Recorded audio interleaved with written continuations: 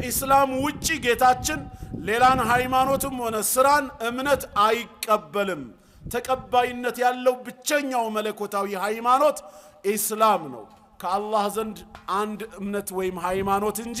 ብዙ ሃይማኖቶች አልመጡምና ነው ይሄ አንደኛው ነው ምን ማስረጃ ይዘን ከተባለ አላህ ሱረቱ አሊ ኢምራን ቁጥር 19 ላይ ኢነ الدين عند الله الاسلام እኔ ዘንድ የተወደደ ተቀባይነት ያለው ሃይማኖት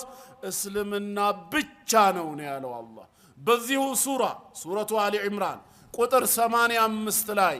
ومن يبتغي غير الاسلام دينا كسلمنا ሃይማኖት ውጪ ሌላን የሚፈልግ ሰው ይላል فلن يقبل منه ፈጽሞ ተቀባይ የለውም ይላል ማንንም አይቀበለውም وهو في الاخره من الخاسرين በመጨረሻው ዓለምም ከከሳሪዎች ይሆናል ነው የሚለው አላህ ከክስረት ይጠብቀን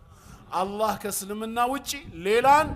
አልቀበልም የወደደው እሱን ነው ሱረቱ አልማኢዳ ቁጥር 3 ላይ እንደዚሁ አላህ ምን ይላል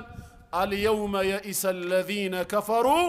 من دينكم ዛሬ እነዚህ የካዱ ሰዎች ከሃይማኖታችሁ ተስፋ ይቆርጣሉ ወይም ተስፋ ቆርጠዋል فلا تخشوهم አትፍሯቸው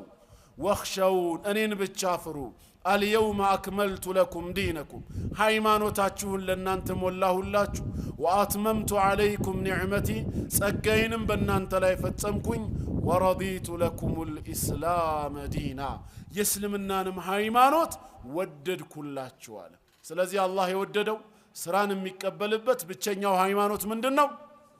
ከኢስላም ውጪ መለኮታዊ ሃይማኖት የለም ከኢስላም ውጪ አላህ ዘንድ ስራ ተቀባይም አይሆንም ይሄን እምነታችንን